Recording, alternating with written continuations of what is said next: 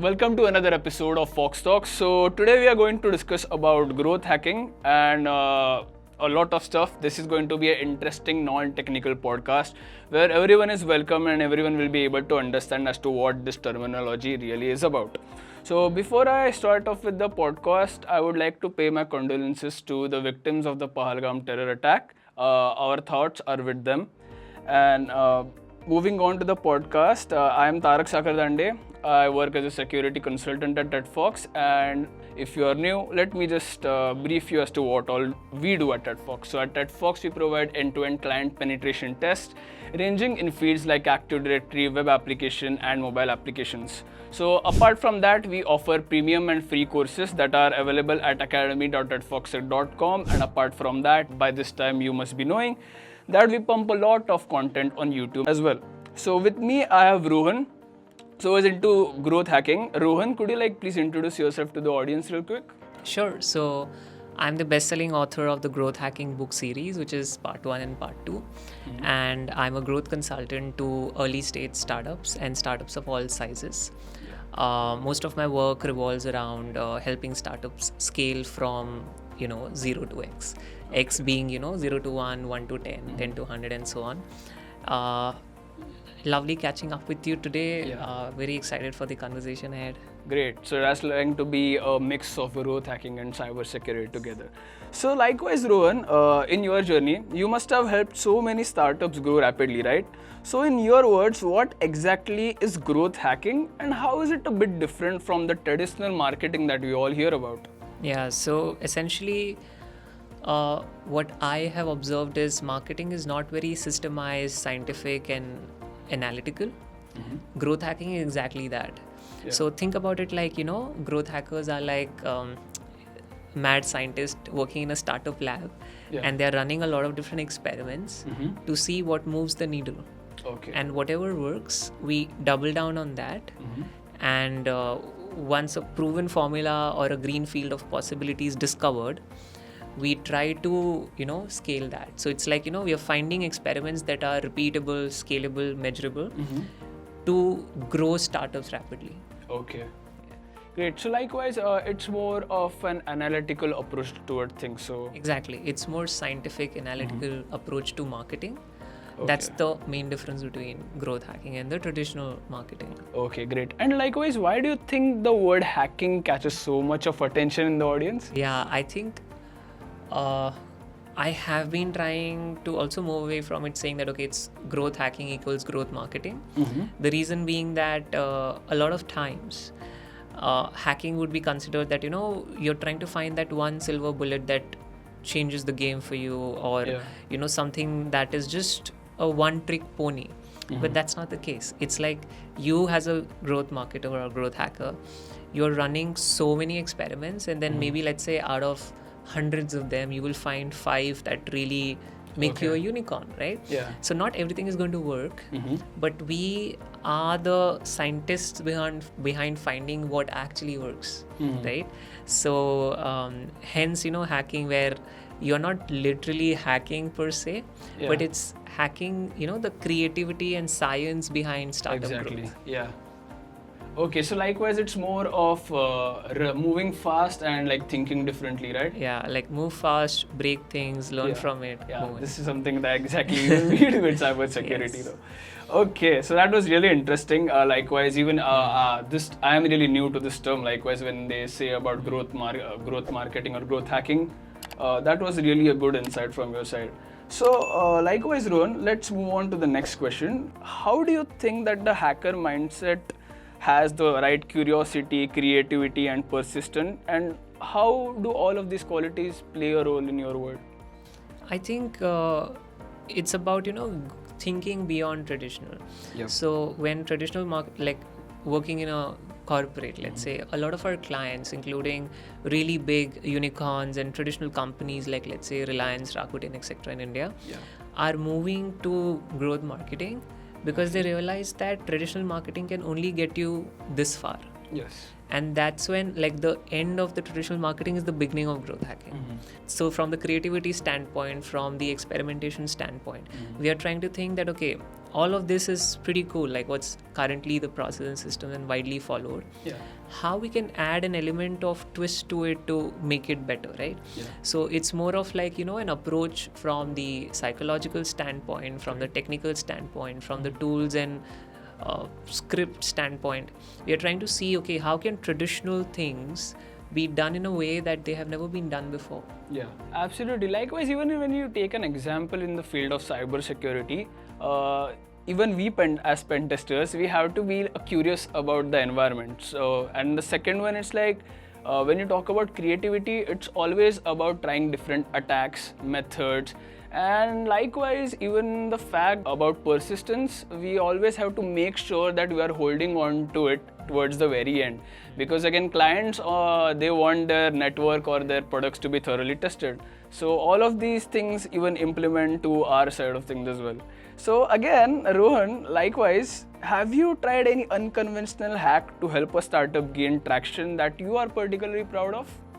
Oh, so we have worked with about 600 startups in the past 6 years, 7 years, and there are so many stories, but one that really stands out to me in the moment is I was working with this social media network in India.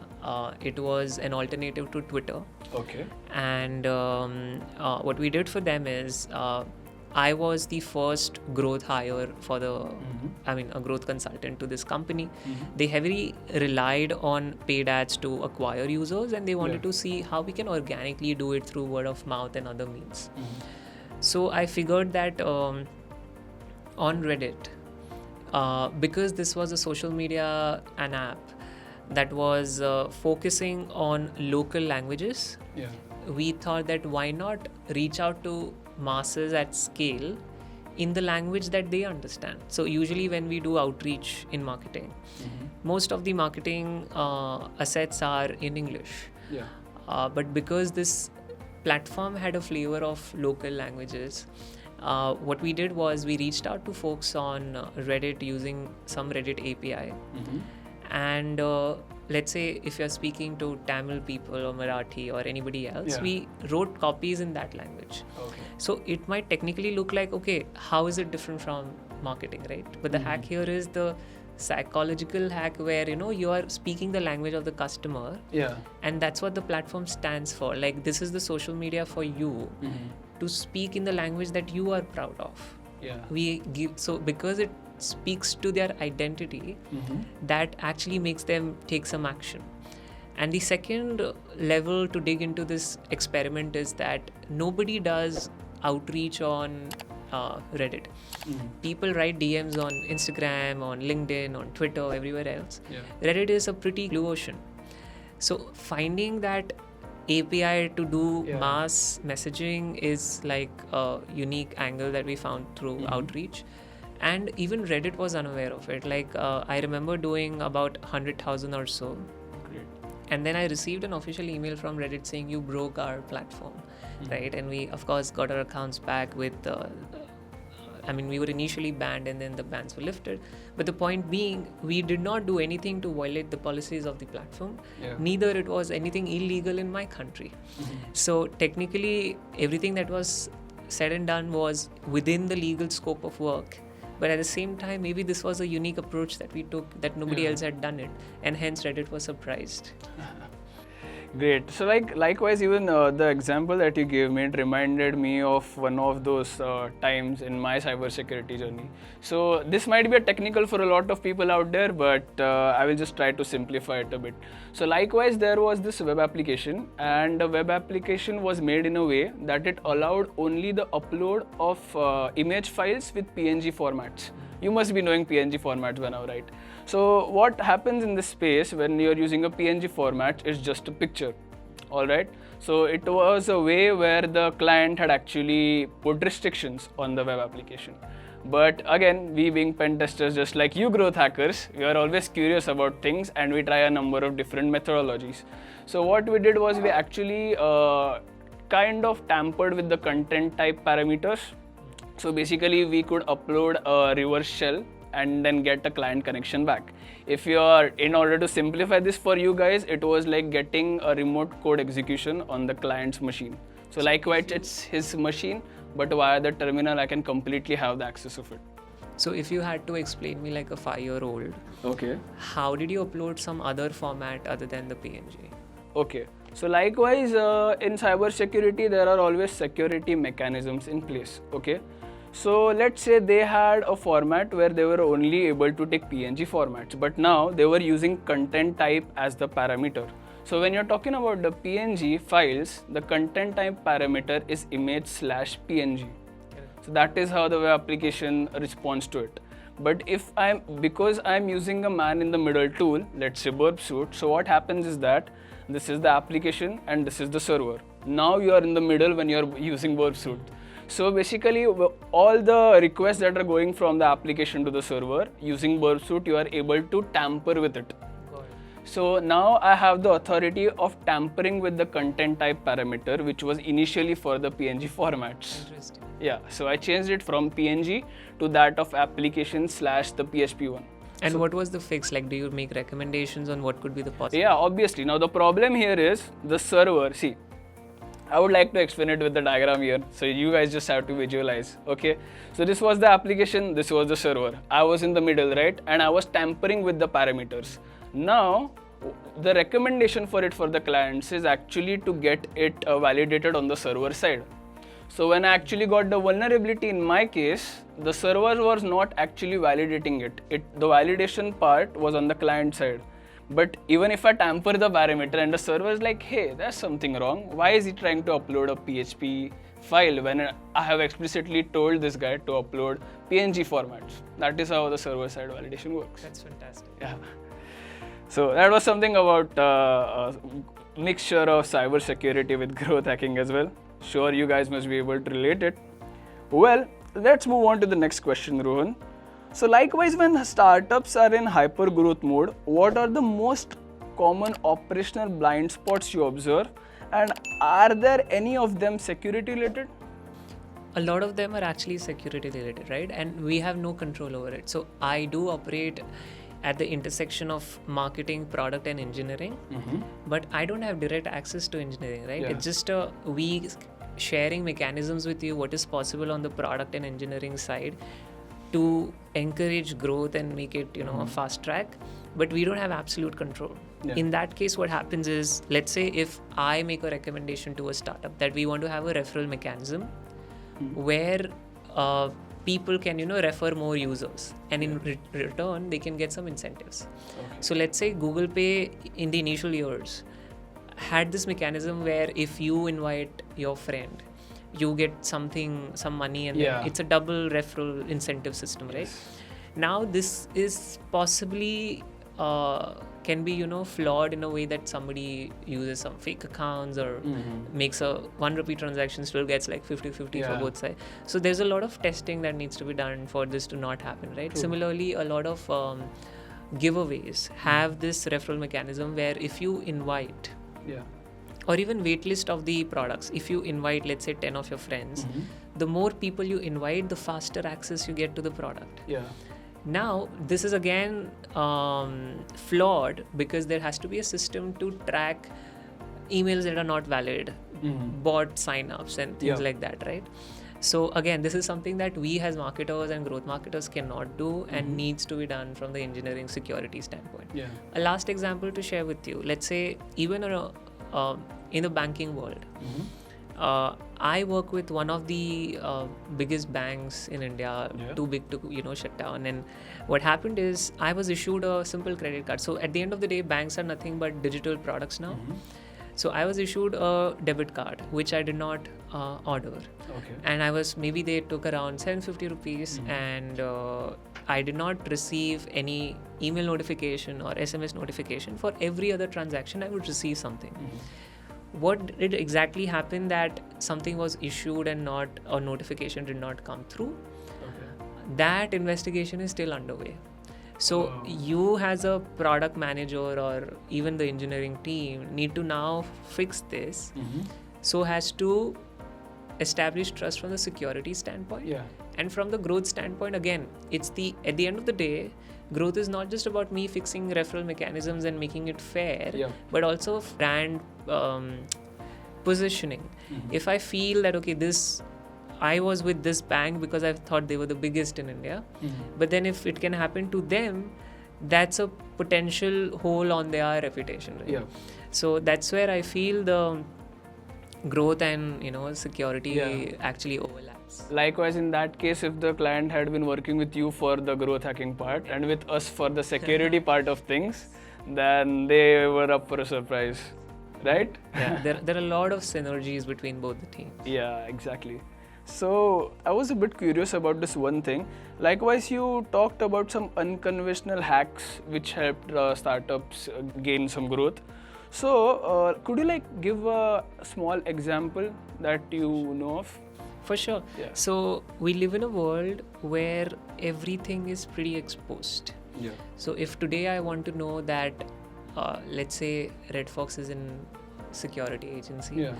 and if I want to know who are your competitors and who they work with and things like that, it's pretty much findable. And it's even more findable if it's a digital product. For example, I was working with alternative to Clubhouse. Clubhouse is a social media network, audio based, and somebody in India wanted to start something similar. Okay. And we helped them get their first 0 to 20,000 users, and they raised some $500,000 funding.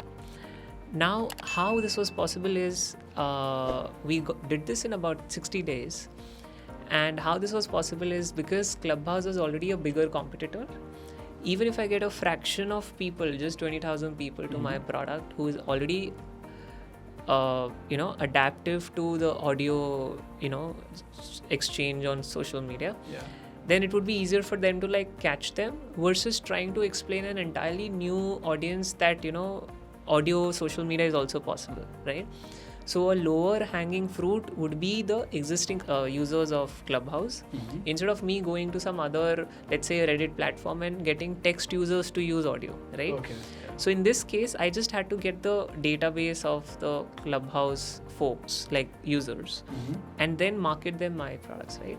So the way I find this is unconventional is because never before in the history it was possible and so exposed that your users and customers are just visible, right? Yeah. Of course, I don't want to go into the nitty-gritties of how that is possible publicly because of course this is not a common knowledge and we don't want to promote that. But all I can say is it is absolutely ethical because we are not doing anything that is backdoor. Yeah. It's all public data. Great. So likewise, even when you talk about security, we call this terminology as open source intelligence. Yes. So you must be knowing about it. So what we do is whenever you're working on a network or a target, we use all of these publicly available websites, and basically then we use those tools in order to gain more information about the target. And trust me, there are times where you actually get leaked passwords as well. Yeah, there's an interesting recent incident about this. There's a tool called Cursor, Windsurf. All of these tools allow you to code without really knowing to exactly code. And these tools were built on very, very precise engineered prompts. And these prompts somehow were exposed, found, and then shared later on a GitHub repository. But then the first point would be how did they figure out the prompts behind the products, right? So the conclusion to that is that there were no complex engineering mechanisms behind these products. They were simple prompt engineering done very cleverly, and now it was somehow exposed to some user and then they leaked it, right? So if they were able to fix this in the first place, it wouldn't have happened. The second example that I think in real life is there's this crypto app in India. I think WazirX. They shifted to Dubai because India was restraining crypto and creating laws, and Dubai was more open and liberal about crypto. And then they shift to this country. I don't know where their servers were hosted. They somehow get hacked. So their customers' data plus their crypto gets stolen, and the company, probably I've not followed through the news, but there is no way they can return the money to their original users and customers. So had they had knowledge about end-to-end testing and really ensuring security, this would have never happened. And this is by far an Indian company's biggest crypto hack ever. Exactly, that is why even at TEDFox, we always try to create that security awareness. And even when clients come to us, we make sure that we are really giving them a full-fledged report as to what all things need to be covered. Because yes, I think as and when we are moving with the digital world, so everyone is using devices, and you are into growth hacking, you're pretty much sure by now that there is a lot of personal information that is provided on these websites as well. So securing it is actually something that you have to carry out this mindset right now. And with more and more cyber attacks, because obviously more people in the digital world, more information on the world, so this thing is going to increase. So obviously having a security mindset is very much important. And likewise, even the example that you gave about cursor, yes, it's simple prompt injection attack. So there's a terminology in web applications as well, where it's LLM attacks. So what we do is we try to fool the artificial intelligence model by giving and injecting prompts, and then getting more information from the prompt than desired. Yeah, That's pretty interesting. yes. So likewise, let's not keep the audience hanging a bit, because they seem to have a lot of questions. So there's one by Muhesh.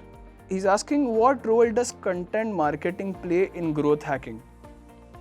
So I think the backbone of any growth, right, in the digital world is content. Yeah. Now the amplification of content, distribution of content, and how much of that content speaks to the audience is subjective and needs to be worked upon. But then for anything, the content is the backbone, right? Like, let's say if I'm promoting something on social media, it's the content. Yeah. If I'm promoting some blogs or company announcements, it's the content. Yes. If I'm onboarding a user and they receive an email, it's content. If I'm looking at the UI UX of the website, all that you see on the dashboard is content, right? Yeah. We also have content writers who write the UX copies, right? So everything is content, right? Yeah. And I see content marketing has more holistic than just, let's say, traditional blogs and SEO, because everything is content marketing. In fact, what we are saying right now in the podcast itself is content marketing. I really like the point view that you provided, because it's more of marketing the content, right? But I feel having a conversation with you regarding growth hacking, I think it's more of finding the analytical part, or specifically in what way should you market the content. Likewise, when you talked about SEOs, I feel a lot of people use these search queries, or they try to market it without actually knowing how much impact would it have on the industry, right? And even when they create those content, right? Yeah. From the analytical standpoint, we can find, okay, what is being read more? Where are the clicks happening the most, right? Yeah. So we know what buttons are getting the most clicks, Yes. what lines and statements are making the people move, right? Yeah. So all of that is carefully engineered marketing. Yeah. Yeah. This field, trust me, Rohan, this is really interesting. Growth marketing, growth hacking, I must say. So there's another one by Dhruv, and he's saying, like, have you seen any small startups get hacked just because they grew too fast? What we spoke about, WazirX, Yeah. is an example. Yeah. Cursor is just a recent last year addition and is an example of it. They grew fast. Yes. Of course, it was not a hack per se, Yeah. but more of a vulnerability. WazirX definitely. Yes. Coming to that WazirX point, I definitely agree with that. So even likewise, there are many startups which get hacked, because when I feel likewise, we even briefed about this point, right, some moments before, because they are more leaned on towards the growth. So they might not consider the security risks which come with that. And eventually that happened with one of the organizations. One of the shifts that I'm seeing in the startup landscape right now is people are becoming proactive, because with all the digital first and AI first advancements, now founders themselves are careful about it. Like just before the podcast, I was telling you, somebody reached out to me a week ago asking me, do you know any ethical hackers? And it was from a SaaS founder. This question I would not get 5 years ago. It's happening now. Now, yes. Because even people are getting interested in this field, and also they have heard the terminologies a lot of times, likewise that cybersecurity is a booming industry. and we are And slowly. we're seeing examples Yeah. of startups getting bankrupt just because something was flawed. Yes, a lot of data breaches as well are happening nowadays. So yes, that's something. Security is very important, and likewise, even these applications nowadays, like you talked about Cursor, I really like the fact that now these. I mean, I had been using Cursor like 2 years, 1 year back as well. So I did notice one very interesting thing about these applications now. Even while you're coding or you're using AI to create something, it gives you a security standpoint as well. Yeah. Like, hey, you have not implemented these headers over here. Would you like me to integrate that? So all of this stuff. So that's something that's really great happening. So let's move on to the next one, and that's from Hardik. Are there any free tools that small teams can use to test their application's security? Or likewise, we could go with you talking about growth hacking, if there are any tools in growth hacking industry.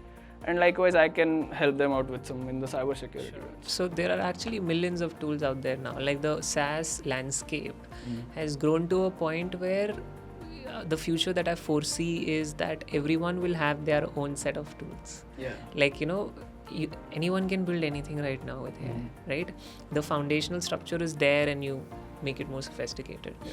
So I don't want to name like a few tools per se, That's but I completely fine. think the future really is that everybody has their own personal tool set. Yeah, I agree with that. Exactly. Likewise, even in pen test, there are a lot of pen testers in this industry, and even at Redfox. So every pen tester or a cyber security working professional, they have different methodologies. So likewise, there are a lot of tools answering your question, Hardik. There are a lot of tools in the market, but we need to make sure that we are manually testing it. So because a lot of tools, they are not us, or they are not likewise getting a full understanding of the applications. Likewise, even there are a lot of people who claim that automated tools can help in security things, or helping organizations in improving their security posture. But what I personally feel is, rather than using tools, get a pen test from Redfox Security, because professionals like us are already there to help you out. I think to add one more quick interesting point would be that the growth hacking is not about tools. Like in my book, I coin a term called growth set. So growth set essentially equals to skill set, mindset, and tool set. Okay. So it's the skill first, then mindset, then the tool set. So growth hacking is less about the tools and more about the growth hacking mindset. Yeah. Like how you can see things beyond they are seen generally, right? Yeah, exactly. Likewise, in our podcast also, Rohan, a lot of times people must have seen me as well. So I always focus on that point. It's rather than learning more of the technical things, it's always great to have that security point of view. Likewise, you just said about how to improve, because that is something that really pushes you forward to be a better pen tester as well as a better growth hacker, I must say. So there's one more from Vansh. As we know, cybersecurity solutions can be expensive. What steps can small companies take to keep themselves? There are a number of points that I can brief you. So make sure that the organizations are keeping secure passwords. Again, make sure that there is no lack of security awareness in your organizations. Likewise, you could conduct a training or a seminar where every user in your network or your business is advised as to what all security practices must be taken and why is that. Also, set up MFA if there are office mobile phones being used, and if there's some data on that, make sure that your phone has enabled MFA. Also, a major one that I would really like to advise a lot of people now is to not to click on random links that are being sent. So even at Redfox, we sometimes get emails. There's some attacker or a hacker who is impersonating our CEO. By the name, and he is trying to, because we are already security professionals, we know that we need not click on these mails, but again, be aware of links. And I think a lot of applications or social media, they are really doing a great job. Likewise, if the link is being sent by an unknown recipient or sender, they have made sure that it's not clickable. Yeah. So in order to do that, you actually have to copy the link, and that's something that acts as an extra step towards security. Well, now I will just brief the other questions in a moment. Likewise, to sorry for that, audience, but let us move on to the main content of growth hacking as well. So, Rohan, how can startups balance moving fast and staying secure? Yeah, I think that's where like the primary objective of growing fast is sustainable growth.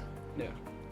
So we are not looking for, like a super fast growth and then like crashing down. If it is if you are looking at growth, you are looking at it from the standpoint of hockey stick growth, like it's going on always Yeah. up, right? So for that to happen, the infrastructure, the security, the product side of things have to be really good. Like the core principle of growth hacking is we only market products that are not just nice to have but a must have. So every time a client comes in and we want to work with them, we tell them that if we feel the product is a must have for a certain segment of users, then we would take up the project, because the core principle of growth hacking is whether this is something that people would absolutely have to use and rely on versus not, right? So think about this. If you have a headache, you would take a painkiller. Yeah. This is unavoidable. However, if you have vitamin D, B12 deficiencies, let's say if you are a vegan like me, then your choice of eating B12 tablets is absolutely skippable because they are vitamins, not painkillers. So we are looking for products that are painkillers versus vitamins. The second thing that we look at is what brand, from a brand strategy perspective, how are they different in positioning and marketing and messaging their product, right? If there are hundreds of other, let's say, security agencies, ethical hacking, cybersecurity agencies, why are you different, right? That's the second thing to ask. And the third one is, do you have bandwidth, infra and security measures in place for you to experience growth overnight, if at all that happens? So I'm running, let's say, 100 different experiments for you. Some experiment might explode and it will give you overnight growth, let's say.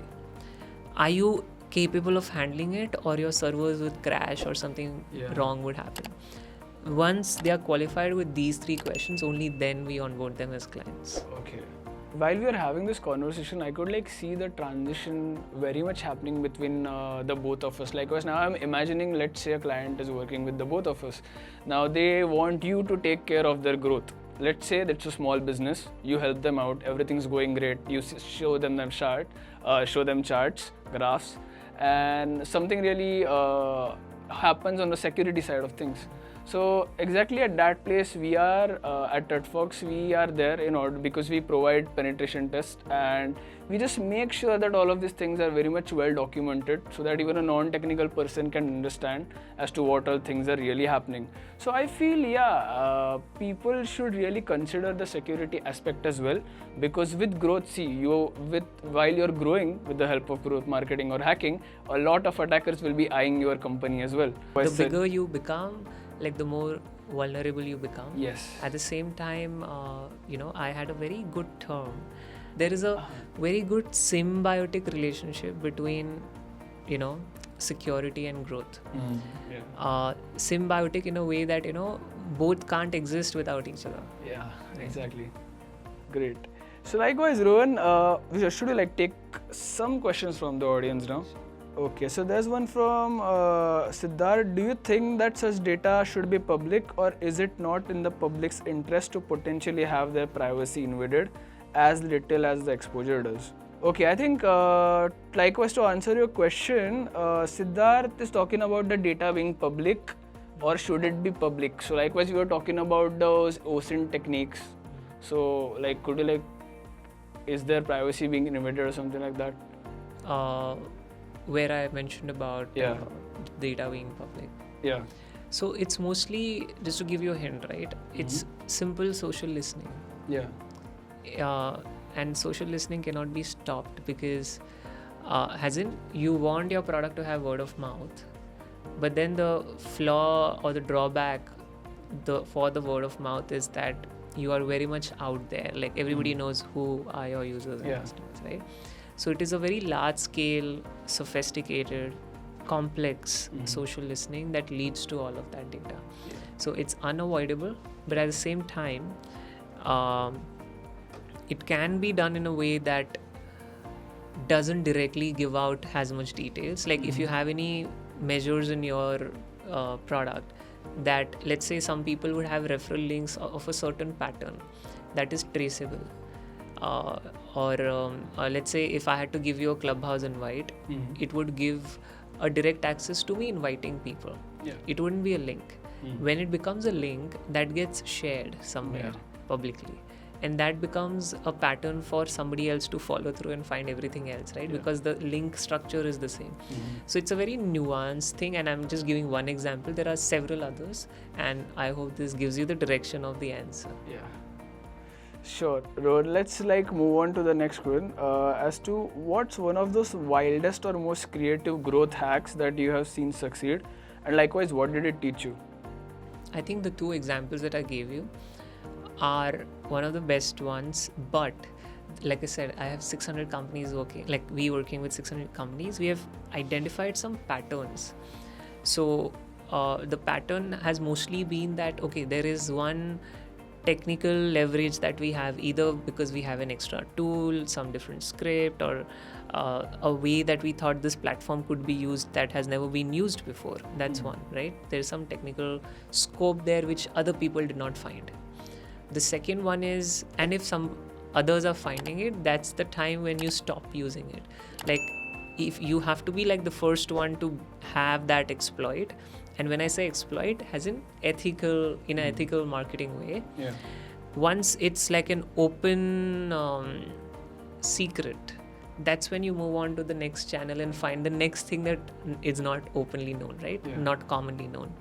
The second thing is a lot to do with people's psychology.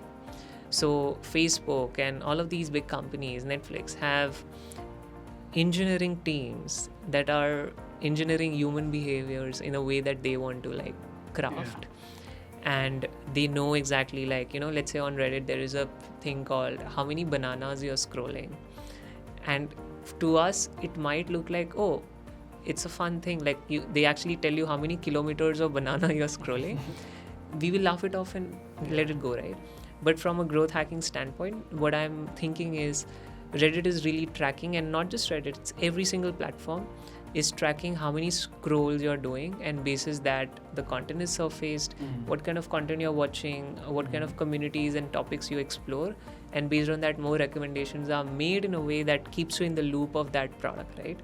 So it's technically two things. One is what you can do on the infra side of the channels that are meant for marketing, and what you can do on the psychological side of users in a way that's ethical, but also really hacking into the psychological of human emotions. Whoa, that's really a great one, likewise. And in the sense, what did it teach you exactly? Could you give a small... This is exactly the conclusion of it, that growth hacking is not just about tools and marketing skills and channels and experiments. It has such a soft core about psychology, right? All right, great. So likewise, have you ever been in a situation where security concerns slowed down the growth, and how should startups handle that tension? I think it's similar to what we discussed earlier, that your brand reputation is at stake if you are security wise there is a loophole or a backdoor, right? So I would think 2 times before investing with this crypto app that I mentioned earlier, because they are now vulnerable.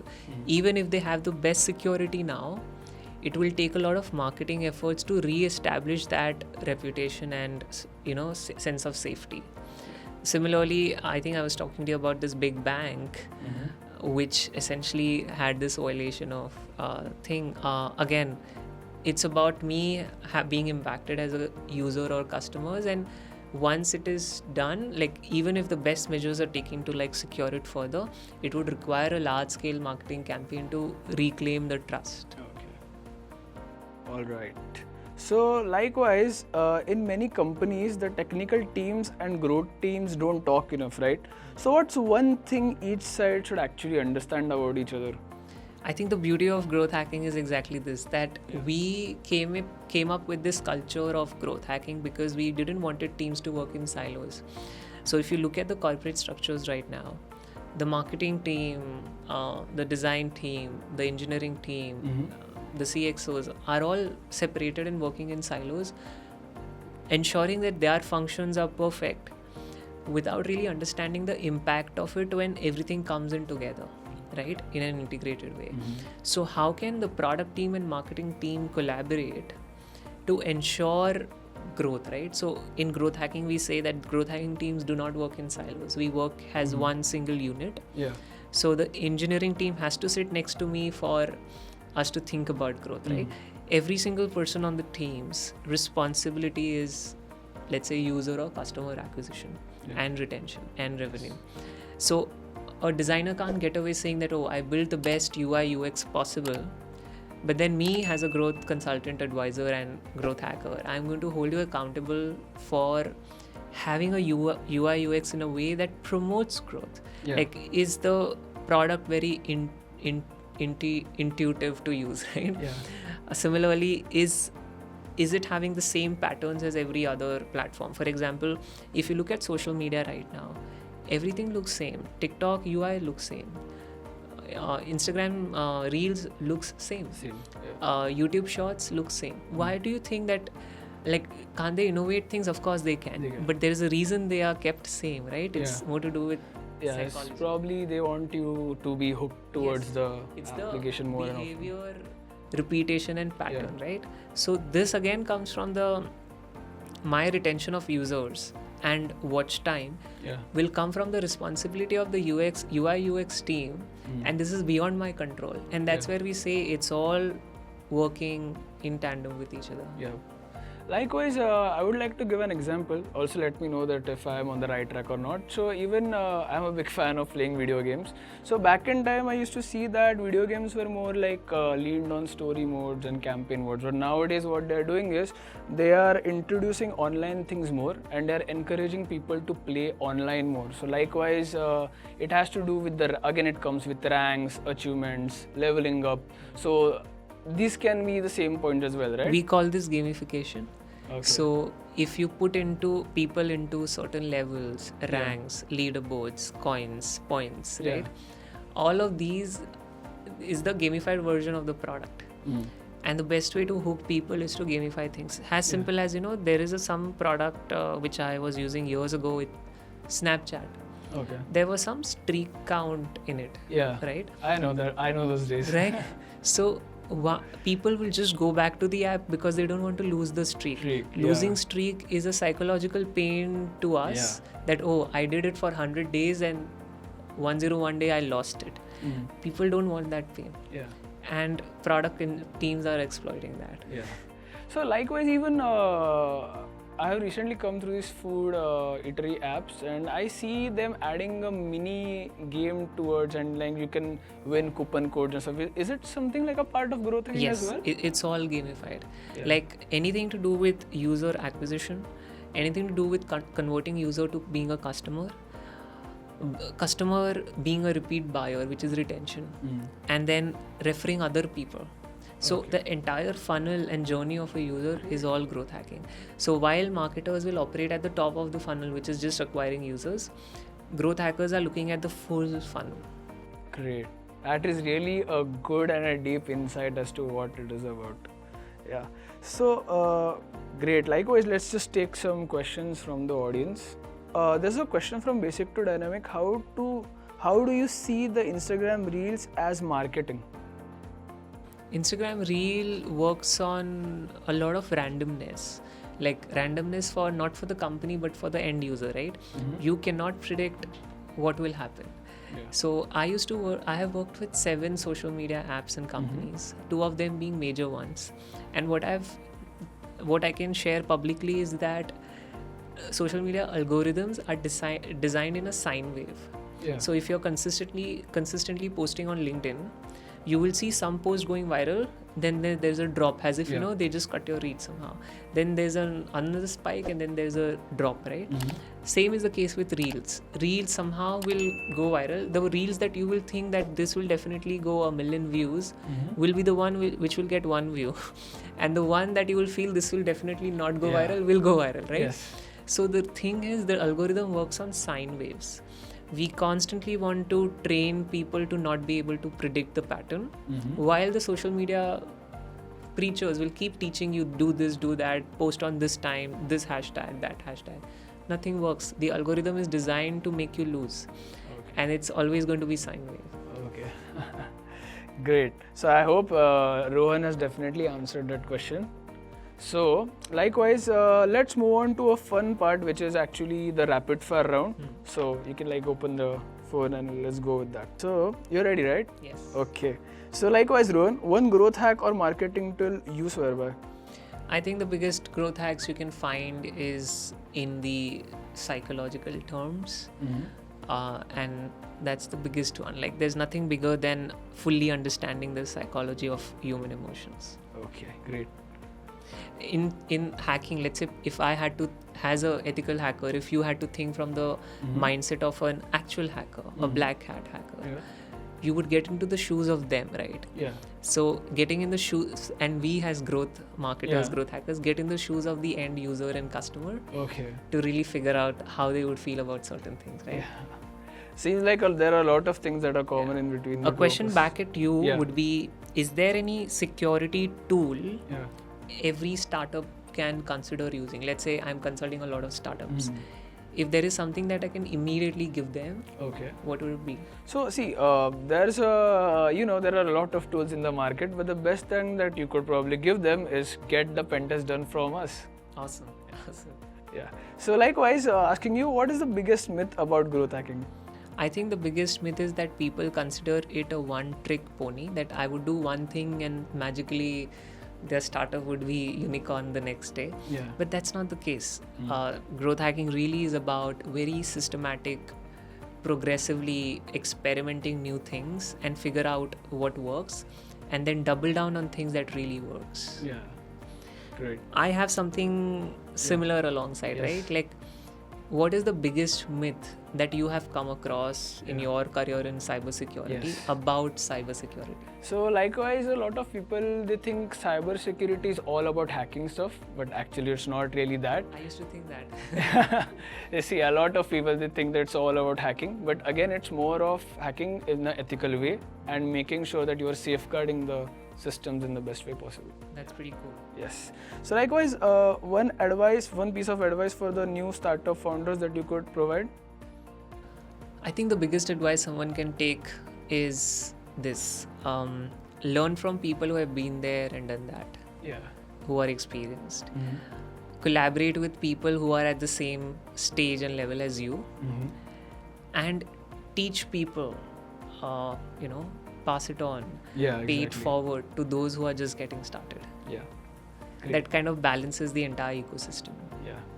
Again, it's more like creating the awareness with more and more people as we go on. Nice. A question for you, is there any specific cybersecurity trend that you have recently come across that is catching up? Yeah, surely. There are a lot of ones. More specifically that I am more interested in is that slowly we are seeing companies are gravitating towards cloud networks. So we are moving to cloud, likewise Azure, Google Cloud and all of this stuff. So now pen testing and learning about all of the cybersecurity aspects of this is going to be interesting. And another one is a very commonly known, you must be knowing that it's artificial intelligence use in the field of cybersecurity that I am excited about. So I am a bit curious as to when you're talking about artificial intelligence and manual testing, at this point of time, I can completely hands down say that manual testing is something that even we at TEDFox encourage. Why? Because it really helps you as a pen tester to understand what the application is about, and you're manually going through each and every endpoint and every aspect of it. But how is AI going to catch up to all of this is quite interesting. And again, as a manual pen tester, there are some prerequisites or conditions that you follow. Likewise, not randomly injecting stuff. You understand what is there and not. But if the AI tool is probably working and creating a mess, that's really not, then that's a bad news from the client now. What trend do you think is, or you are excited about in growth hacking in the next 2 years? So the lines between SaaS companies, software companies and AI are blurring. So we are almost using it, like exchanging it. Like we are a SaaS company, we are an AI company because everything is AI, right? Second, I'm seeing the trend within AI is last year it was about prompt engineering. This year is about agentic era, right? Like we are getting all kinds of agents. I feel the coming ones that I've seen. So I am a hunter at product hunt. So hunter essentially means that I hunt for new trends in products. Okay. The trend that I'm seeing and where it's heading is that after agents, there will be agents for every single thing in our lives, from real life to careers and work, right? But at the same time, the next thing would be like physical agents. Like they are not just agents operating in your browsers, but appearing in front of you. Great. That brings me to another one for you. Is there any book or a podcast that I can follow to keep myself updated to everything about cybersecurity? Definitely. If you guys need a one-step solution as to what cybersecurity is about, how do I go about it, how do I learn about it, we have got you all covered. So likewise, you can follow us at academy.tedfox.com, and also podcasts are here as always. Oh yes, you're doing a podcast yourself. Likewise, again for you, Rohan, one book or a podcast that every founder should consume? I would suggest two. One is my own growth hacking book series. It has 2 parts, and it really gives you insight into, like, it's an introduction in this part of the world. And then the second one would be Hacking Growth from Sean Ellis. So Sean Ellis is the person who actually coined the term growth hacking. And then we have got a chance to collaborate with them. I've been teaching mentoring his students as well. And been promoting my book in 20 plus countries. We have been bestsellers. So I've been using these 2 tools to really propagate the idea of what growth hacking is and why everyone is a growth marketer right now. One thing that we both can really take up together now is, if I had to become a successful cybersecurity professional, what advice would you give me? Okay. And in return of that, I could share that if somebody had to be a world-class growth hacker, where can they get started? Okay, sure. For likewise, let me just pen down a small roadmap. So likewise, having a conversation, I could see what's common in the both of us is we both are curious. Even growth hackers and cybersecurity, both are curious, both are creativity. We both use different tools, different methodologies that we follow. And again, we are moving fast because there's projects, there are different things, there are new clients, different networks and all of this. We need to catching up to all of this. Likewise, when you're suggesting me, I would suggest you to actually, likewise, or anyone who is in the cybersecurity industry, first start off with the basic terminologies or the security practices that are being mentioned. Again, if you are all lost, you can always refer to our blogs at academy.tedfox.com. And again, a good starting point, because when you're talking about being a cybersecurity expert, there are a number of fields that you're going to deal with. Likewise, there's mobile applications, there's web applications, there's network pen testing, web applications, all of these things. So to sum it up, if you ask me a one-stop advice, I would suggest you guys to start with web applications first. Why is that? Is because web applications are something, or websites I must say, are something that we are commonly studying throughout. Likewise, or we are more preferably very much, in alignment, or we're using it since our childhood, right? So web applications are a good starting point. Later you can start off with mobile applications if you're interested, and the network pen testing field is a big one, but again you can gravitate slowly towards after you have mastered this application security point of view. And again, there are certain likewise best common practices are likewise keeping secure passwords, always making sure that your MFA is enabled on your device so that no mishaps or anything like that is really happening. And I mean, there's a lot of content that even we are pushing forward. So if you're still confused as to what you want to really learn in this field, you can always follow us at Redfox Security, and likewise even go through our podcast as well. That's and fantastic. now, if I wanted to be a growth hacker, what would you suggest me to I think it really starts with historically understanding how the internet worked, right? Like from the standpoint of how did these big companies grew, right? In the first point. The second step would be that to understand and fully acknowledge and accept that what got you here won't get you there. What worked in the past will no longer work now. So you have to be that novel experimenter where you're coming up with new ideas which have not been done before. That's the only way to make it work the best. If you are the person who is going to follow the herd and replicate what other people are doing, you are catching up to the trends. You're not generating trends. Right? In that case, you will still see the results. Like there are companies that just copy some other big company and they still get somewhere, right? And that's fantastic. But you will never be able to get number one because they are the biggest, because they were like the first novel people in their industry and area, right? So I think novelty plays a really big role, and if there is any one takeaway, it would be fully understanding the past and present while figuring out what's novel for the future. Rohan, it was really great having you in this podcast. Likewise, even when I started off, I was a bit curious as to, because for the first time I am coming to the against this terminology called growth hacking, and I was a bit curious as to, hey, now we are pen testers, we are doing the hacking part. Now what exactly is growth hacking? And I'm pretty much sure that you answered all of these questions in the best way possible. It was really lovely having you in this podcast. And likewise, again, before I close this podcast, I would like to pay my condolences to victims of the Pahalgam terrorist attack, and our thoughts are with them.